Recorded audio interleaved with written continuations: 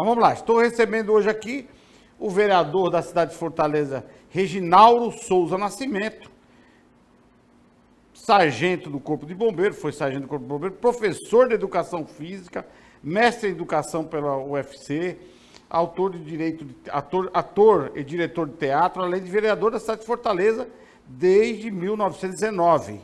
E já, para começar o programa, eu vou lhe agradecer a sua... 2019. 1919? Não. Ele era contemporâneo, sabia? E já no patrocínio. Eu aqui no programa, os caras ficam um olho no gato, olho em mim, entendeu? Se eu der uma erradinha, pau, é porque eu peço ela que é... Mas que currículo, hein? Que currículo. Mas, obrigado. Parabéns, vereador. Reginaldo, Parabéns. vereador, prazer em recebê-lo aqui no nosso programa. Nós estamos falando agora aí para milhares de pessoas. O programa é terceiro em audiência na emissora e nós temos o canal de YouTube com 430 mil seguidores. Prazer é todo meu, é sempre bom a gente poder ter espaço, né? Hoje é cada vez mais difícil na imprensa, né? Para que a gente possa, de fato, debater, discutir política sem amarras, né?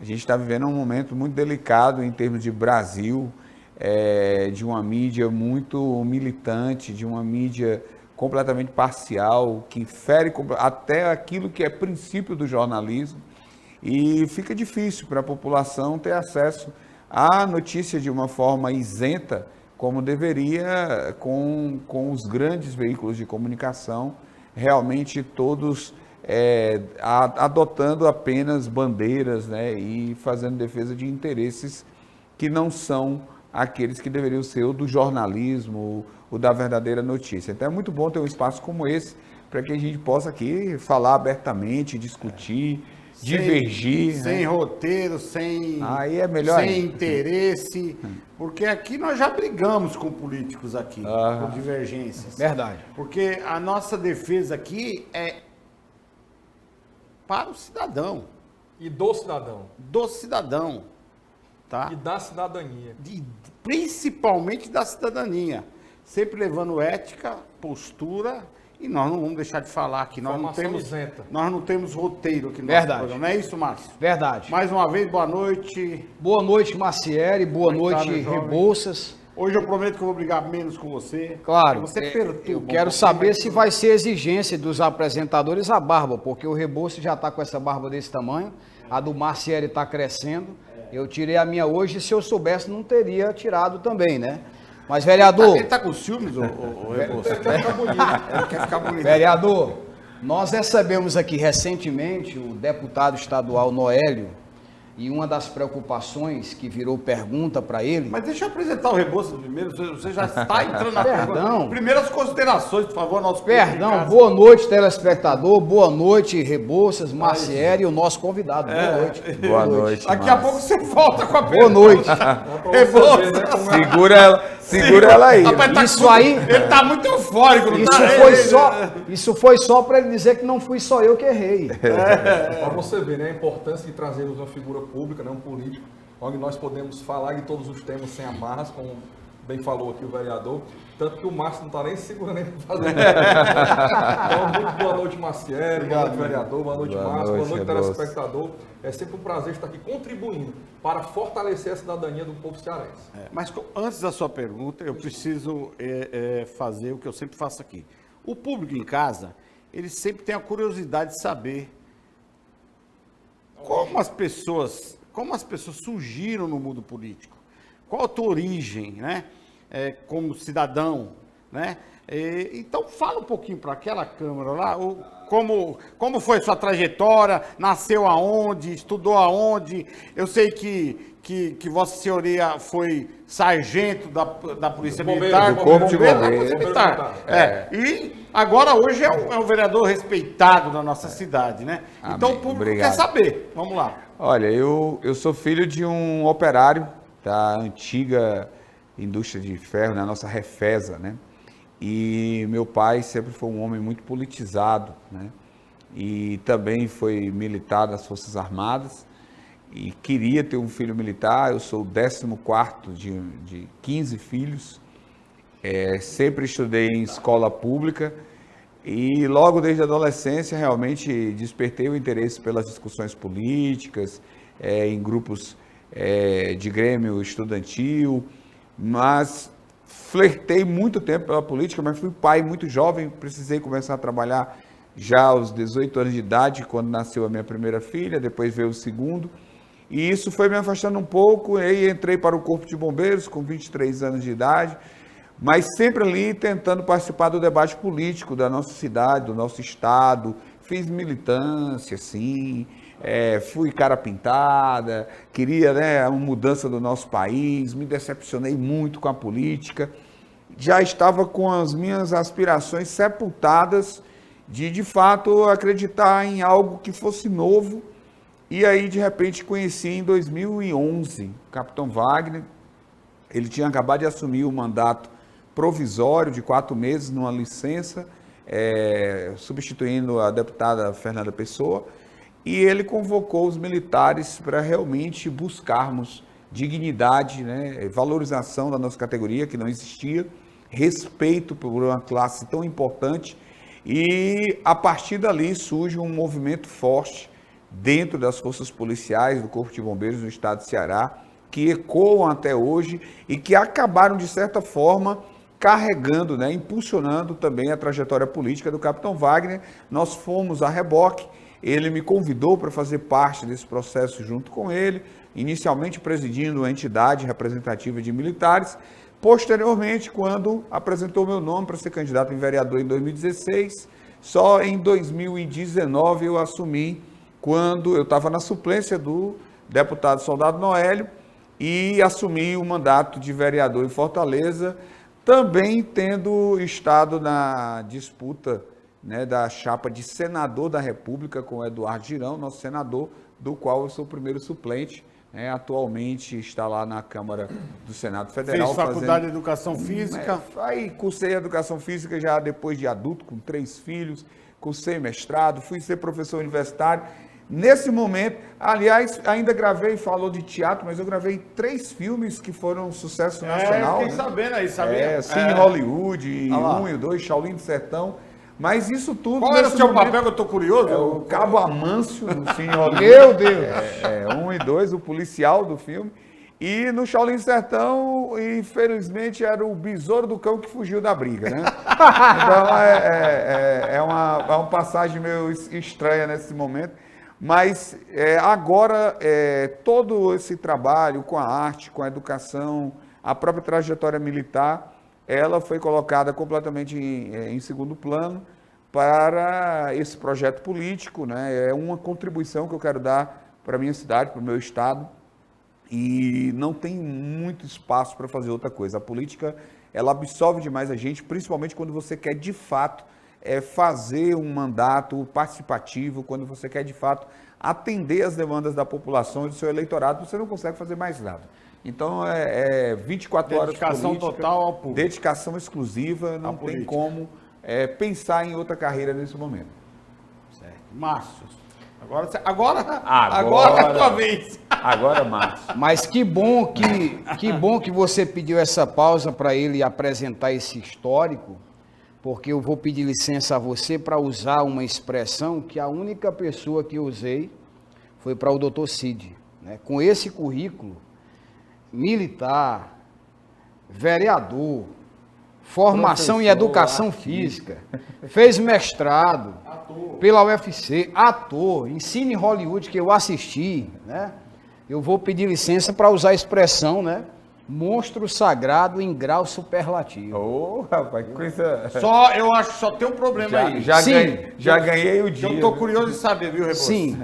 Se quando colocaram ele como cabo, ele era sargento, ele não ficou meio chateado lá no filme. Não, no 2, Já passou a ser sargento. Quando eu Foi uma exigência. Quando eu fiz o primeiro, eu era cabo do bombeiro e fui cabo no filme. Quando eu fui gravar o segundo, eu já era sargento do bombeiro, ainda perguntei o Halder Gomes. Não vai promover o cabo, mas não foi promovido. Mas a minha pergunta, eu estava falando que nós recebemos recentemente aqui o deputado estadual Noélio, e uma preocupação nossa, porque todo o cenário político no Brasil, não sei se o senhor concorda, nas últimas décadas, apesar de tudo que aconteceu de ruim, mas nós tivemos várias nuances, várias mudanças, alternância de poder. Nós tivemos aí no cenário nacional PSDB, PT, agora o PSL, quando o Bolsonaro assumiu, né? Tivemos alternância. E eu julgo que essa alternância foi exatamente por uma oposição forte, sólida. E o deputado estava comentando sobre a dificuldade que há no cenário estadual, né? Porque são 46 deputados e apenas 6 claramente de oposição. No sentido da Câmara de Vereadores, existe também essa dificuldade ou a coisa em relação à situação e oposição é mais equiparada? É muito parecida, muito igual. No meu primeiro mandato, que foi o último da gestão Roberto Cláudio, nós éramos de 43. Nós podíamos dizer de fato que nós éramos apenas 3 vereadores de oposição franca e 3 que ora eram oposição e ora eram governo de acordo com as suas conveniências. Atualmente, nós elegemos a priori 12 vereadores de oposição. Em poucos meses, uma parte desses já estava na base aliada do prefeito. E aí, hoje nós temos aproximadamente 8 votos de oposição na grande maioria das pautas e com muita dificuldade, como foi na matéria extremamente indigesta para o povo de Fortaleza, que foi a taxa do lixo, votada agora em dezembro, nós ainda conseguimos arrancar 12 votos contrários à matéria. De tão ruim que era a pauta, até quem estava no governo se incomodou. Pessoas não apareceram para votar e alguns votaram contrário, mesmo sendo da base aliada. Então, isso é realmente uma dificuldade em nível de Ceará, grave. Isso deve-se muito a uma oligarquia que vem mandando no nosso estado, que aparelhou o nosso estado nos últimos praticamente 20 anos. Essa alternância de poder em termos de executivo, ela praticamente inexistiu. Foi apenas ali o fisiologismo político, parece que mudou o partido, mas o grupo é o mesmo, uma hora PDT, outra hora PT, já foi próximo, mudou a sigla, mas o grupo que manda, quem dá as cartas nesse jogo, continua sendo o mesmo e não tem outra ideologia senão a própria manutenção do poder. Isso é muito ruim. Isso é muito ruim para o Estado. Foi muito feliz a sua colocação quando a gente pensa, por exemplo, na alternância do governo federal. Eu sempre disse que o grande benefício que a eleição do Bolsonaro, por exemplo, deu ao PT foi colocar o PT na oposição. Porque para ser gestão, eles mostraram que não tem competência.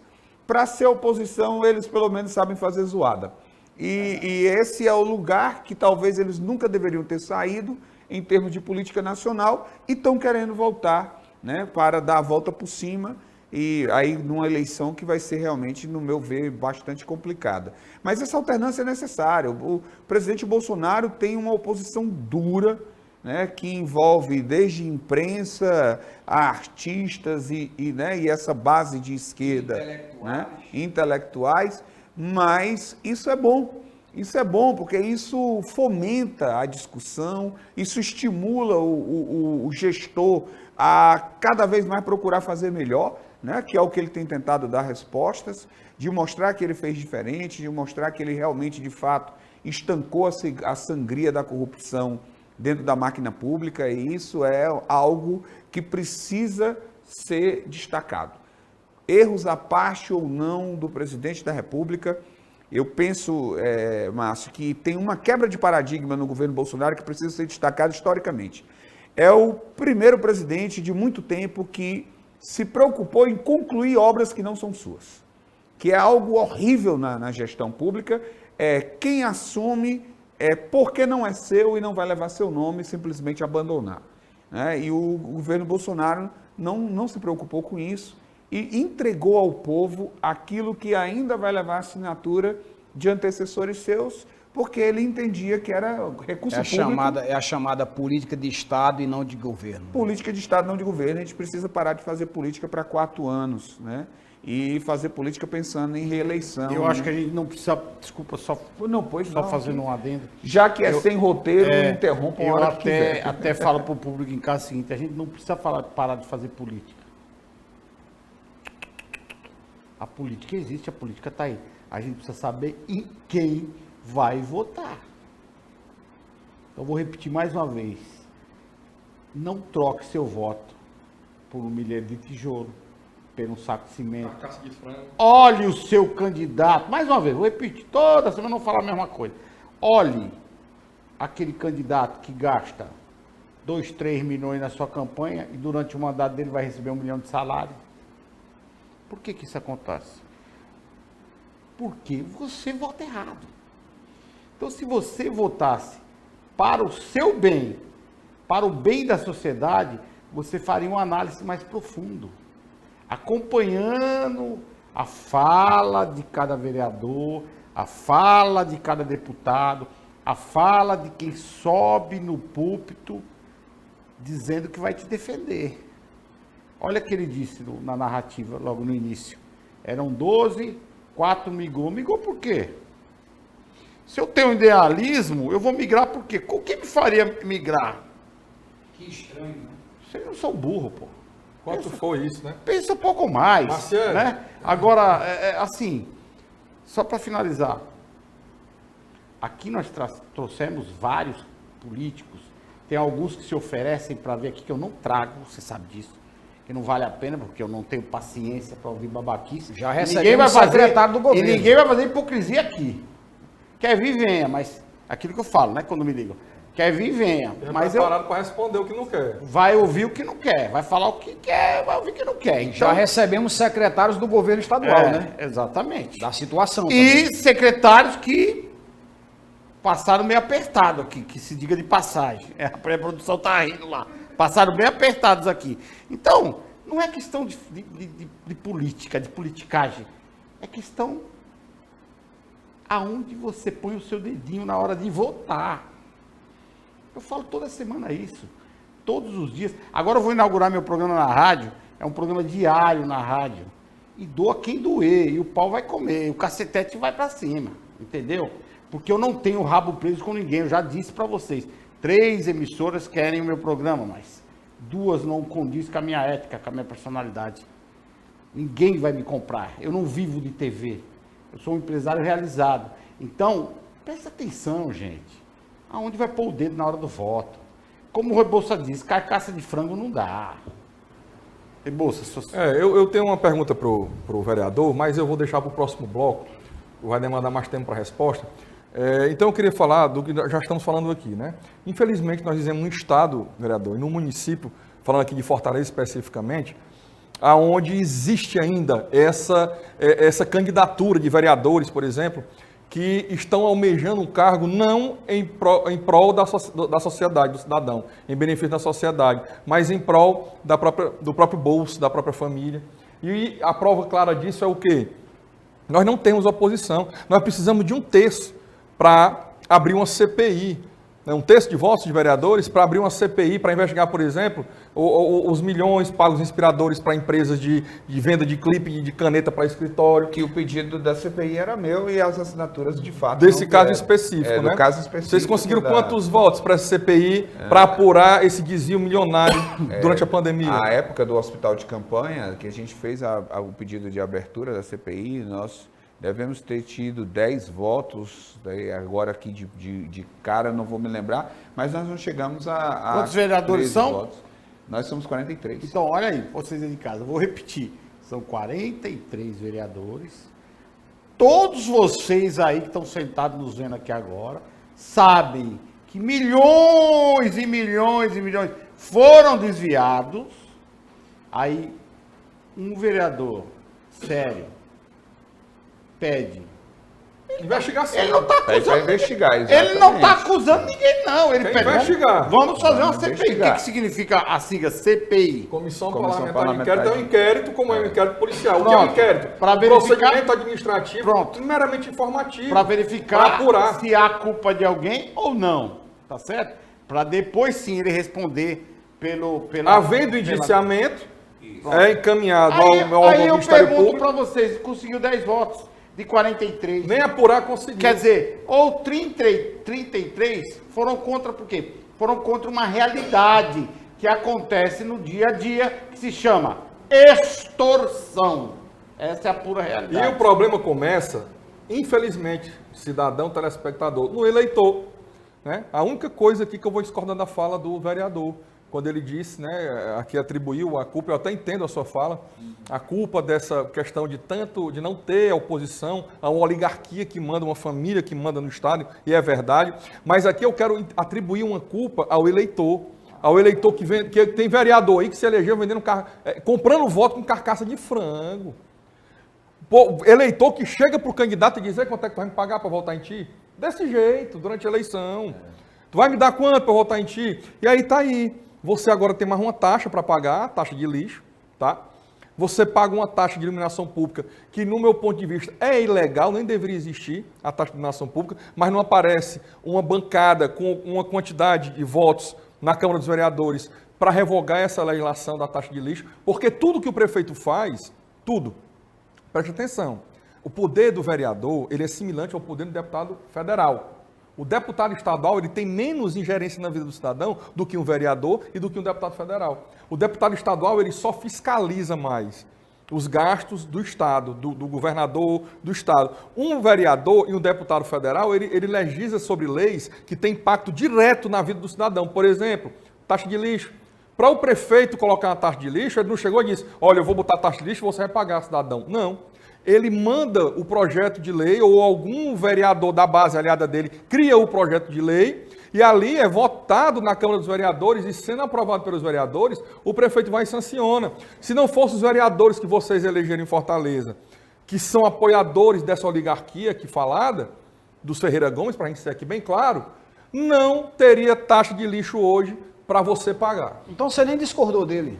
Não, na eu realidade não você apresentou uma só complementariedade. Eu dividi a culpa com o eleitor Exatamente. que votou nessa Câmara de Vereadores que está aí. Deixa eu voltar com o vereador aqui. Como anda o clima lá hoje?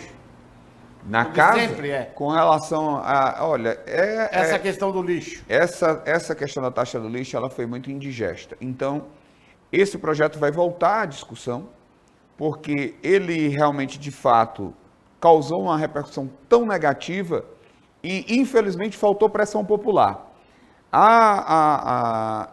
O impacto negativo foi ali de início nas redes sociais, a imprensa e etc. A mensagem sofreu uma emenda da própria base do prefeito, percebendo que o clima não era bom, para que o prefeito reenviasse o projeto, explicando como seria a cobrança, quem vai pagar, quanto vai pagar e etc. Esses detalhes, a mensagem foi tão vaga que ela não deixou claro, né, nada a respeito disso. Então, agora o prefeito vai ter que mandar uma segunda, ele vai sofrer um novo desgaste. E a população pode se apropriar dessa discussão. Essa proposta já foi lá atrás, na gestão Juraci Magalhães, aprovada na Câmara e derrubada pelo Ministério Público, aqui em Fortaleza. Né? Então a gente... Pela questão da ilegalidade na taxa. Exatamente, pela ilegalidade da taxa. Então a gente pode, mais uma vez, conclamar a população para que ela possa fazer pressão. Lógico, cada vereador que está ali representa uma parcela significativa da nossa população. Será que representa? Em tese, né? Em tese. Essa coisa que eu não concordo. Não representa, mas precisa dos votos daquele pessoal. Ei, procura o teu vereador aí para ver se você encontra aí. Não, se não é de fato, né? Porque aquele que foi na sua casa tomar um café e pediu voto. Ninguém chegou lá sem a quantidade necessária de voto. Né? Então, é uma procuração que é dada para a população. E é o momento de fazer isso, né, vereador? Sim, antes claro, do próximo pleito. Claro, se isso não acontecer agora, depois vai ficar muito mais complicado. O problema o que vocês estão dizendo aí, eu resumo da seguinte forma. Primeiro, efeito manada e pão e circo. É pão e circo. Tá? E efeito manada, entendeu? Pão e circo. E falta de consciência política isso já vem dessas, do cidadão. Que o cidadão pensa, desde a arena de Roma. E quem eu votar não vai mudar. Não vai nunca mesmo, não. Se você não criar consciência política, pesquisar em quem você está votando, ir lá e saber que o seu voto pode mudar, sim, a realidade da sua vida, da sua família, vai continuar sofrendo. Vereador, mas já existe essa prática dessa taxa em outra capital do Brasil? Existe já em alguns lugares, agora não vou me recordar, mas ela foi inclusive apresentada em debate, na discussão. Alguns lugares já tem a cobrança, mas isso não justifica, por conta, inclusive, do momento extremamente impróprio. A crise econômica instalada, em plena pandemia, a população é refém de uma série de decretos que foram cada vez mais limitando o comércio, empresas que faliram. E aí a gestão municipal não aparece com soluções, com proposições para ajudar as famílias a vencerem esse momento, e ao contrário. Ela diz assim, vou colocar mais um peso na sua Ela aparece com soluções para arrecadar mais. Da mesma forma, os radares, não é mais 60, é 40. Exatamente. Tá? Então, eles estão preocupados em arrecadar, em fazer bondinho que sai da Praça do Ferreira para a Praia de Iracema. Mas percebam que rapaz, eu achei que eu estava morando em Las Vegas. Olha, porque eu falei, rapaz, nós não temos em torno ali da Praia de Iracema, nós não temos favela. Que é isso? O povo, a renda per capita é absurda. Nós vivemos, aliás, nós não trabalhamos aqui no Ceará, só trabalhamos até quarta-feira, né, Rebouça? Pô, me ajuda aí, cara, me ajuda aí. Mas perceba, Marcelo, que é um modelo. O Estado do Ceará apresenta mais uma vez números extremamente, eles adoram arrotar a história da saúde fiscal do Estado do Ceará. Um dos estados que mais arrecada no país. E o município de Fortaleza segue a mesma cartilha, o mesmo modelo de fazer política. É arrecadar, arrecadar e arrecadar. Não havia grande problema em ter uma arrecadação a essa altura, se isso de fato retornasse a quem de direito. Verdade. Nós temos países da Europa que têm taxas de juros, aliás, taxas muito maiores do que eu sou obrigado a encerrar aqui o primeiro bloco. Já entendi. Vamos encerrar e a gente nós vamos voltar com esse assunto e mais um pouco de polêmica. Fiquem ligados aí. Então, voltando aqui para o segundo bloco, nós estávamos aqui nos bastidores conversando. Um dia vai dar certo. Eu vou substituir esses caras só por mulheres bonitas aqui, pode ter certeza. Tá certo. Concordamos com isso. Vereador Reginaldo, o seu projeto, eu falei isso para dizer, o seu projeto em relação à defesa das mulheres. Essa é uma pauta importantíssima e que, de fato, inclusive a gente conclama aqui a população para pressionar a Câmara de Vereadores a colocar esse projeto em discussão, em votação. O projeto foi batizado de Projeto Fênix, ele tem como objetivo garantir a oportunidade de trabalho às mulheres que são vítimas de violência doméstica. As estatísticas mostram que um dos motivos para a mulher se manter no ambiente da violência é exatamente a dependência socioeconômica. Então, ela não tem alternativa. E esse projeto foi inspirado na história de uma pessoa que chegou ao nosso gabinete nessa situação, com um currículo atrás de emprego, vindo do interior, sofrendo agressão do marido, mas com 2 filhas e não podia. Isso é comum, não né? Não podia, muito, muito comum, mais comum do que se pensa. Então, o que é que o projeto tem como finalidade principal?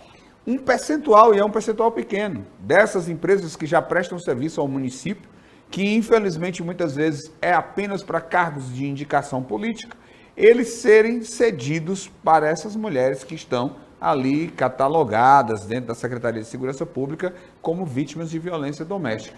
Isso daria a oportunidade para essa mulher. Belíssimo é um projeto simples, belíssimo. Né? A gente já apresentou ele na Câmara Municipal e aí a partir da nossa proposta, inclusive tanto o deputado Soldado Noélio como o deputado federal Capitão Wagner, apresentamos nas 3 esferas para que a gente possa, de fato, abrir espaço para esse debate e garantir essas mulheres, porque há uma coisa curiosa, a Lei Maria da Penha, ela é uma lei realmente que era necessária, mas ela não conseguiu reduzir, como se esperava, os índices de feminicídio e de agressão contra a mulher.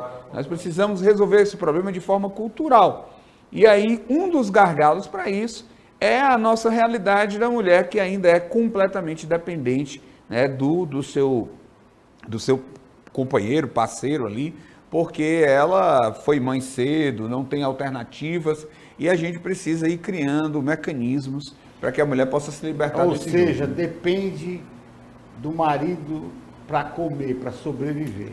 É basicamente isso. E os filhos. Porque se fosse só e ela, aí, talvez... o cara de pau, o sem vergonha, o mau caráter, né? O cara que bate em mulher.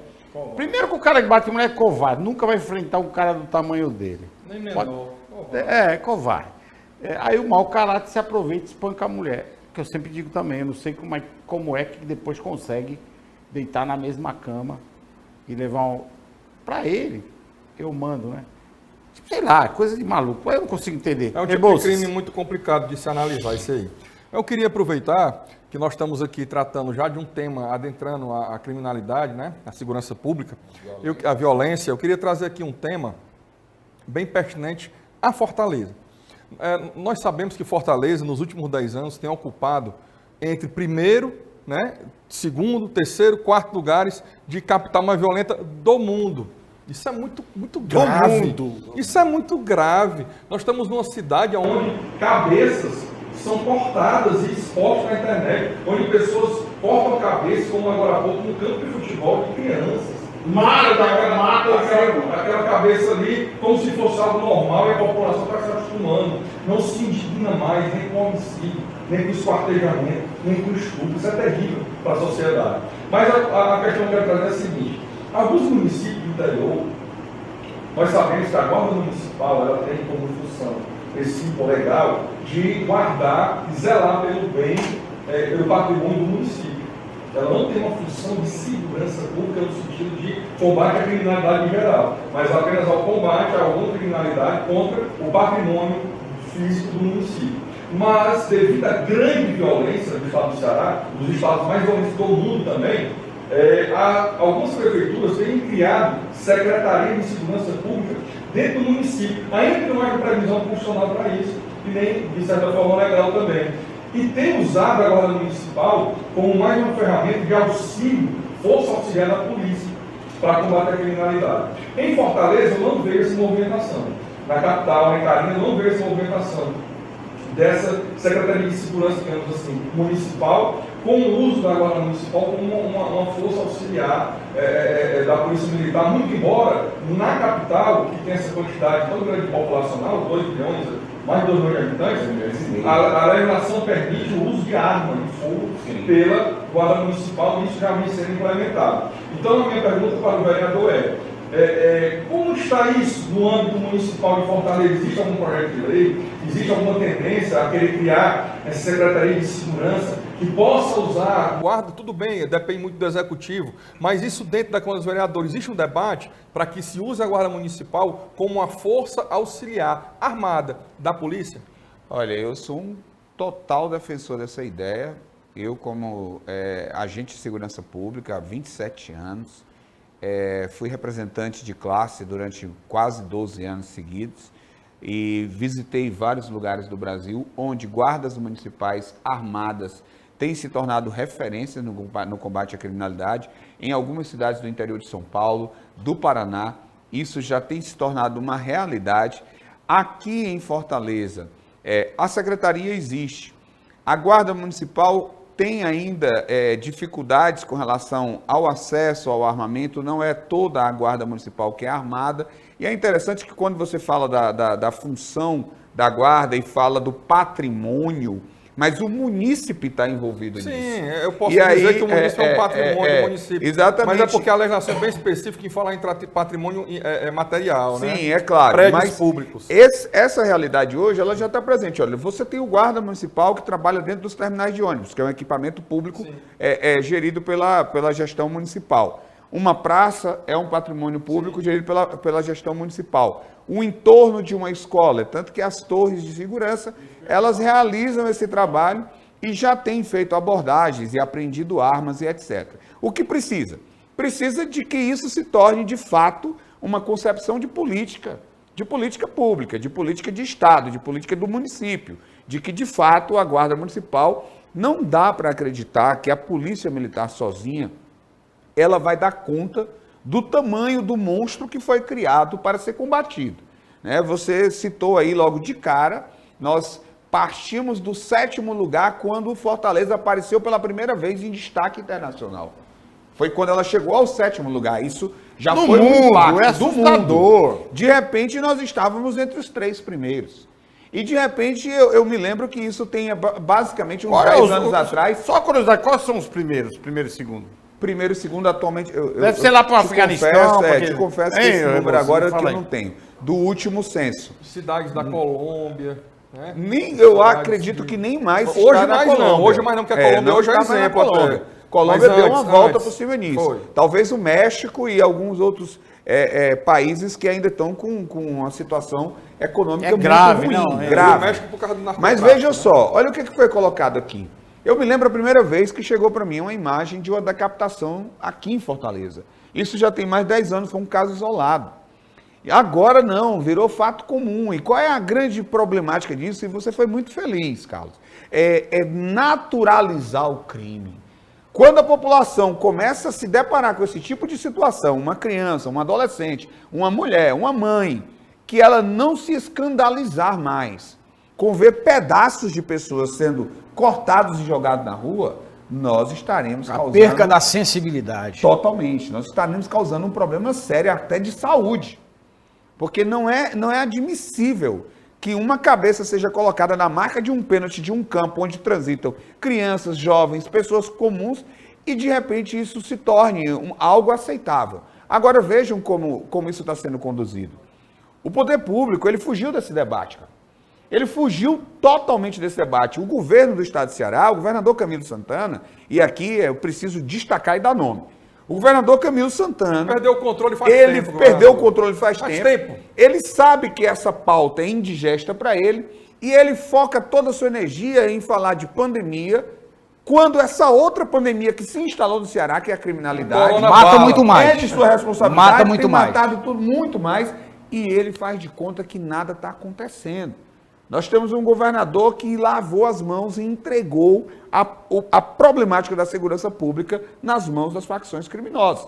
E aí, como é que eu vou cobrar da Guarda Municipal, que a sua função é muito mais reduzida, quando o governo do estado de Ceará, cuja competência é maior, simplesmente se isentou ao ponto de querer transferir a responsabilidade para o presidente da República? Policiais sendo expulsos de casa. Sim. Policiais ameaçados. Olha Sim. o ponto que expulsos se de chegou. casa. Sim. Cidadãos expulsos da Messejana, mais de 10 Não, famílias. cidadão- Em suas residências. Deixa eu lhe dizer o que eu vi agora essa semana, essa é bem quentinha. Eu cheguei num destacamento no interior do estado, certo? Nós temos o batalhão, na Pode polícia, falar a cidade. nós temos o batalhão, a companhia e temos o destacamento, que é uma célula menor em cidades com a população menor, onde ficam 2, 3 policiais para dar conta da cidade inteira, certo? E aí nós estávamos no destacamento da cidade, foi Choró. E aí na parede, o traficante foi lá e pichou as iniciais da facção criminosa. No posto Na policial. parede do posto policial. A viatura sai para atender a ocorrência, não fica ninguém, porque só são 3 policiais dentro da cidade. Ele foi lá e deixou a marca dele. O policial foi lá e pintou. No outro dia, ele pintou a outra parede. Isso é apenas um sinal, é um reflexo da falta de respeito absurda com que a criminalidade hoje encara as A forças segurança policiais. pública. E esse militar e esse policial, ele hoje não se sente mais nem amparado juridicamente, porque ele tem contra ele o poder judiciário, que ele prende, o camarada vai para outro dia com a tornozeleira para a rua para cometer crime de novo. O governo do estado criou uma controladoria geral de disciplina na gestão Cid Gomes, e que o Camilo mantém muito bem, obrigado, para perseguir e punir policial. Nós tivemos agora um caso emblemático, que foi um criminoso suspeito de cometer um homicídio, ele apareceu com o dedo do pé machucado. O deputado Noel. E foi aberto um procedimento contra esses policiais para investigar o ferimento no dedo do pé. Dedo mindinho. Aí a pergunta, o Ministério Público não tem mais o que fazer, né? Não, aí realmente fica difícil você imaginar que um camarada que sai de casa portando uma .40, deixa a sua família completamente à mercê, para servir ao Estado, ele é jogado na guerra. Eu tenho muita dificuldade quando vem alguém debater comigo o índice de letalidade das polícias no Brasil. Ganhando quanto um soldado da Polícia Militar hoje? Hoje não é nem a situação que eu diria que é a pior, porque com essas lutas que nós viemos travando nos últimos 10 anos, o estado de Ceará chegou a um patamar que não é bom, mas ele saiu daquele quadro negro de estar entre os piores do Brasil e hoje ele está arriscando a sua vida lá para ganhar R$4.000, certo? Mas ele está lá. Já foi bem pior, né? Já foi bem pior, certo? Então, O que é curioso é que você questione que numa guerra contra o narcotráfico, que está armado com armas automáticas, foi apreendido esses dias agora uma pistola com mira laser, e você achar que o policial vai poder encarar esse crime organizado dizendo, olha, mãos na cabeça, por favor, vire de costas, coloque as suas mãos sobre a cabeça. Respeite a autoridade. Reginaldo, pelo amor de Deus. Reginaldo, aproveitar a sua fala aí na questão da segurança pública, se o doutor Mauro, que é o secretário penitenciário, da administração penitenciária, não tivesse mãos de ferro em fazer o que ele fez dentro da penitenciária, tem até uma fala aí que dizem que ele proibiu até de fumar, né? Antigamente o preso tinha direito até do cigarro e tal. Ele falou, bom, aqui é espaço público, se espaço público não pode fumar, ninguém fuma mais aqui. Outra coisa que ele fez também, você é facção tal, facção B, antigamente ficava separado. Hoje ele falou, hoje não tem, vocês são tudo presos, vocês matem aí. Quer dizer, ele de forma homem de ferro, fez muita diferença na criminalidade. Senão tava, isso aí já estava... Dentro dos presídios. Agora a população do lado de fora é de mal a pior. O estado do Ceará hoje não existe segurança pública. Por mais que a polícia faça, por mais que a polícia queira, o controle foi perdido para o poder paralelo. Eu quero dizer o seguinte, deixa eu voltar à minha pergunta. Que quando não existia isso, o preso tirava a cadeia fácil. Porque eles se organizavam entre os pavilhões, eles que determinavam A, B ou C. De dentro e de fora. Exatamente. Hoje não existe mais isso. Quer dizer, ele realmente deu um passo, um basta. E hoje a própria criminalidade diz, é ruim a gente ir lá para dentro. Isso é reconhecido, né? Na verdade, o trabalho, eu acompanhei todo esse processo, o trabalho realizado pelo secretário Mauro, ele é um trabalho que a gente precisa destacar. Ele colocou em prática o que, na verdade, está na lei. A lei de execução penal, ela existe para isso. Ela deixa claro o que as suas regras são claras. O problema é que isso foi banalizado, né? Visita íntima, celular, TV, uísque. Hoje não tem mais. Não, isso foi retirado. Agora, esse momento, ele tem uma curva interessante nos gráficos da segurança pública do estado de Ceará. Se você pegar os anos da gestão Cid Gomes para cá, o ano da chegada do secretário Mauro é o ano em que vai haver uma queda nos números de homicídio. O que aconteceu? Interrompeu a comunicação entre líderes de facção que estavam presos e que mandavam sequestrar e matar de dentro do presídio, com celulares e etc. Só que o crime, ele se reinventa. O crime não ia ficar parado. Criou-se uma sensação. Esse momento coincide com a história da célebre frase do eu tenho o controle. Esse momento da chegada do Mauro, ele coincide com a célebre frase do governador do estado, que é uma do eu tenho o controle, que é uma fake news. Uma fake news. Controlou o presídio. Como é que estava aqui fora? Eles se desorganizaram no primeiro momento, os líderes estavam presos, perdeu a comunicação, ok. O que acontece? Brotou liderança. Nós viramos, segundo matéria do jornal O Globo, o paraíso das facções criminosas. Gente. É tanto que criam-se facções aqui que se expandem para o Brasil. Se expandem. Nós temos uma das maiores facções do estado do Brasil hoje, nascida por uma... É por isso que o governador fala... A GDE. É por isso que o governador fala tão bem do processo educacional do estado de Ceará, né?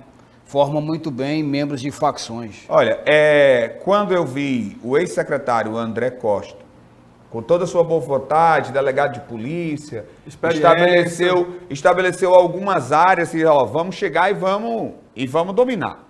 Uma política parecida que todos vocês devem ter visto no Rio de Janeiro. Vamos ocupar. Aí chega a polícia com um efetivo avantajado, se instala com batalhão de choque, etc. Aconteceu aqui no Morro de São Tiago. Procure notícias dessa época, vocês vão ver uma base instalada, bandeira fincada na época da gestão do secretário André Costa. Convido qualquer um dos presentes e você que está nos acompanhando, vá lá visitar a tal base no Morro de São Tiago hoje. Eu subi escoltado. Pessoa pública, subi escoltado. Não desce. Nem chega lá em cima. Nem chega lá em cima, abandonado. Ou seja, não adianta ir com a polícia, ocupar o espaço e o Estado não chegar, porque aí você falou de criança e adolescente, falou da escola. Se você não chega com educação, com cultura, com Falou emprego tudo. e renda, irmão, pode multiplicar a 10 o número de policial. Não vai ter esse Ele efetivo. vai migrar. Não vai ter E esse não vai efetivo. ter esse efetivo. Uma hora a polícia vai ter que sair de lá. E aí a facção volta mais forte. Porque Sempre. diz, aí, viu aí? Eles vieram e foram embora. Nós estamos aqui a todo tempo. E as operações, elas não podem ser dessa forma. Porque é claro que se eu cercar um morro no Rio de Janeiro, e isso virou até matéria pacificação nacional. chamada- Pacificação. O BOP invadindo um morro e traficante fugindo do alemão Isso. e indo para outras áreas. E aí chegamos ao ponto agora que o STF proibiu a polícia atuar nos morros. Cadê a pacificação? Aí, só voltando, Carlos, aí você falou da Guarda Municipal e ainda apareceu uma recomendação do nosso Ministério Público fazendo Aqui no Ceará? restrições aqui no Ceará à atuação da Guarda É Municipal. de brincadeira Fortaleza. isso. Tudo dificulta a atividade de segurança pública É aqui, porque gente. o Ministério Público não tem o que fazer. Veja bem, porque os nossos governantes são extremamente Não tem honestos. bandido. Não, não faz tem homicídio. o aquário, você vê que tá uma O beleza. aquário, o Ministério Público não Aí tem o aquário para olhar. você imagina, gastar $500 milhão para escrever um livro. Ele não tem. Meu vereador. Aliás, eles não têm o que investigar, né? A questão do Não tem respirador. respirador, Aquele 11 cara milhões de perdidos. pau do ex-prefeito, o Roberto Cláudio. Roberto Cláudio. Tá aí, tá voltando aí para política. O aquário do estado de Ceará, ele é a chancela da vergonha do que se chama lei de responsabilidade fiscal. Porque se ela existisse, se ela fosse aplicada nesse país, óbvio, Tinha gente presa. tinha gente presa. Meu vereador. Não tem sentido. Desculpe, Carlos. Sim. Aquário, CFO, obras que gastaram milhões do erário público e que não tem simplesmente os tatuzões. Maciel, Os tatuzões eu ia que falar não agora, acabaram. em frente ao Unifor, Os tatuzões. em frente ao Unifor chegou, ali tinha ciclovia, tinha tudo, chegaram lá, o poder público, acabaram com a ciclovia, botaram tapumes ao redor de tudo ali, passaram-se ali, não sei se foi 2 anos ou um pouco mais, e Por quando aí. tiraram os tapumes, Tiraram os tapumes. não Aí, tinha meu vereador, nada, não tinha Peraí, buraco de furado. meu só um vereador, minutinho. E a Maciel. máquina que E o compraram Ministério para Público perfurar, calado. a máquina que compraram para perfurar o túnel nunca funcionou. Marciele, milhões. Cata. Marciele Rebouças, meu vereador, eu já estou muito preocupado com o nosso telespectador. São 20 minutos e pouco aqui dessa negritude desse cenário em nossa cidade, no estado de Ceará. Falando a seria verdade, muito né? claro, contando a realidade, mas seria muito bom que o senhor, como representante de uma boa parcela da nossa comunidade, trouxesse uma palavra também de esperança, do que pode ser feito para a gente pelo menos dar o primeiro passo em mudar essa situação. Verdade. O caso foi eu vou, feliz, vou te dar uma orientada agora. Qual é? Senhores passageiros, saiam com colete à prova de bala.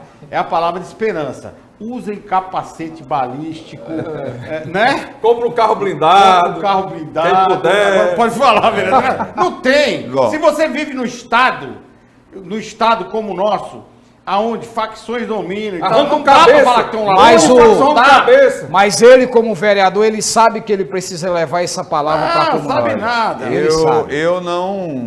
Eu não ando de carro blindado. Ele não é eu besta, ele continuo vai ficar transitando. falando. É claro que ele sabe. Eu Você continuo. não pode falar isso. Você não pode falar isso que ele Eu sabe não nada. deixo você tirar mais o retrato aqui.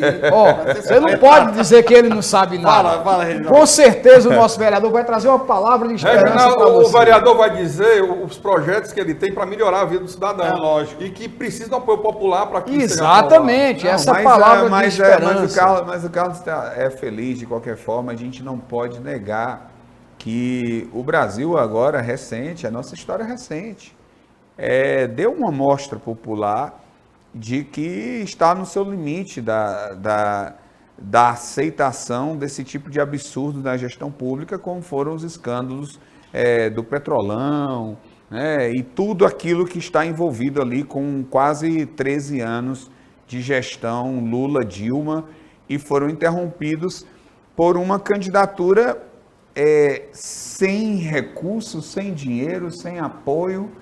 Foi apenas o povo deixando claro, ó, chega. Não aceitamos Não mais aceitamos mais. Isso aconteceu em nível do Brasil, isso não é uma história para ser esquecida, foi um dia desse, né? É uma interrupção, foi um recado direto para a classe política. Tivemos uma das maiores renovações das câmaras legislativas em nível de Brasil.